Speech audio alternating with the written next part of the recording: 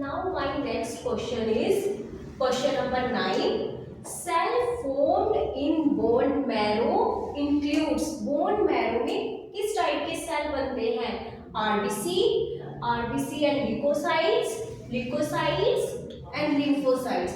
My correct option is RBCs and leukocytes जो bone marrow में बनते हैं. Next question number 10. Erythropoiesis means formation of erythrocytes. और erythrocytes किसके बोला जाता है? RBC को बोला जाता है. रेड ब्लड कार्पस्कल्स कहाँ पे बनते हैं? लिवर में, स्प्लीन में, रेड बोन मैरो या किडनी. तो एरिथ्रोपोइसिस फॉर्मेशन ऑफ एरिथ्रोसाइट्स कहाँ होती है? रेड बोन मैरो में बोली जाती है. और यहाँ पे आपने एक बात का याद रखना है, स्प्लीन को ही बोला जाता है ब्लड बैंक बोला जाता है इसे, या इसे बोला जाता है ग्रेवयार्ड ऑफ ब्लड सेल्स.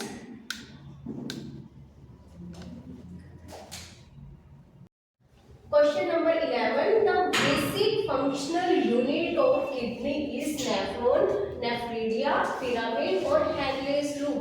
हमने किडनी का बेसिक फंक्शनल यूनिट बताना है, वो है नेफ्रॉन. ये सारे आपको किडनी में ही मिलेंगे, बट नेफ्रिडिया आपको अर्थबोन में मिलेगा. और नेक्स्ट क्वेश्चन है question number 12. Women's glands are found in. Women's glands हमें कहाँ मिलता है? आपने इस चीज का ध्यान रखना है, मैंने वुमेन्स ग्लैंड बोला है, not women capsule. Women capsule आपको कहाँ पे मिलेगा? किडनी में मिलेगा. और आपने बताना है कि वुमेन्स ग्लैंड आपको कहाँ मिलेगा? External auditory canal, cortical nephron only, juxtamedullary nephrons या फिर ऑल्फैक्टरी एपिथेलियम. इसका राइट आंसर है ऑल्फैक्टरी एपिथेलियम. आपको ऑल्फैक्टरी एपिथेलियम में क्या मिलेगा? वुमेन्स ग्लैंड मिलेगा. My next question is, lysosome have a high content of hydrolytic enzymes, lipoproteins, polyribosomes या DNA ligase. जैसा कि आपको पता है कि लाइसोसोम को क्या बोला जाता है? Suicidal bag of the cell. इसे सुसाइडल बैग बोला जाता है या बोला जाता है disposable waste system of the cell बोला जाता है. तो सोचने वाली बात है कि इसमें ऐसी क्या चीज होती होगी कि इसे सुसाइड करने की जरूरत पड़ गई? इसके पास होते हैं हाइड्रोलिटिक या एसिडिक एंजाइम, डाइजेस्टिव एंजाइम जिनको बोला जाता है. तो इसका राइट आंसर है hydrolytic enzymes. My next question is, the protein are synthesized at. Cell में प्रोटीन कहाँ पे सिंथेसाइज होते हैं? राइबोसोम्स, माइटोकॉन्ड्रिया, सेंट्रोसोम्स या गोल्जी बॉडी. तो प्रोटीन्स सेल्स में होते हैं, राइबोसोम सिंथेसाइज करता है. राइबोसोम्स को बोला जाता है protein factory of the cell. तो इसका राइट आंसर है राइबोसोम.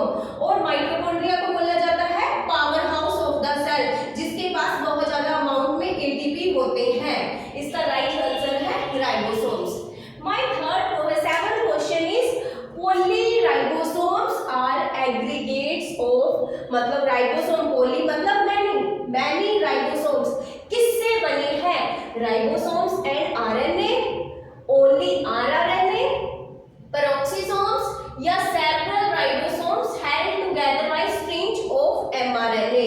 इसका राइट आंसर है several ribosomes held together by strings of mRNA. ऐसे एमआरएनए की एक स्ट्रिंज होती है, इसमें राइबोसोम ऐसे अटैच्ड होते हैं. इसे बोला जाता है पोलीराइबोसोम्स बोला जाता है. My next question is, who discover living cell. आपने क्वेश्चन को ध्यान से देखना है. इस क्वेश्चन में है कि लिविंग सेल की डिस्कवरी किसने की है? नॉट सेल, स्पेशली मेंशन है living cell. Options are Robert Hooke, Robert Brown, Antonie van Leeuwenhoek या पोर्टेंचे. इसका राइट आंसर है लीवनहोफ. लीवनहोफ ने किसकी डिस्कवरी की है?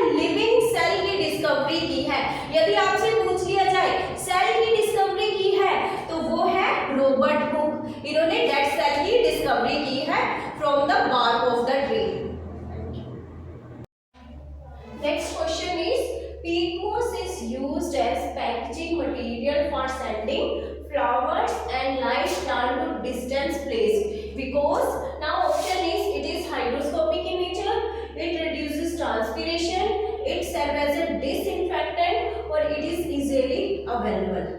आपने बताना है कि पीट मोस का यूज क्यों किया जाता है एज अ पैकेजिंग मटेरियल। अगर हमने प्लांट को एक जगह से दूसरी जगह तक लेके जाना है तो पीट मोस का यूज क्यों किया जाता है? Because it is hygroscopic in nature, क्योंकि इसकी वाटर रिटेंशन कैपेसिटी क्या है, वाटर को होल्ड करने की कैपेसिटी इसकी अच्छी है, इसीलिए हम इसे as a packaging material use करते हैं। Now next question is, bryophytes are dependent on water। bryophytes water के ऊपर क्यों dependent होते हैं?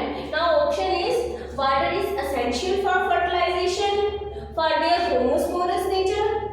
Next option is water is essential for their vegetative propagation। The sperms can easily reach up to egg in the archegonium। And next option is archegonium has to remain filled with the water for fertilization। Now इसका right answer है the sperm can easily reach up to eggs in the archegonium। water help करता है sperm को egg तक पहुंचने के लिए। So right answer is option 3।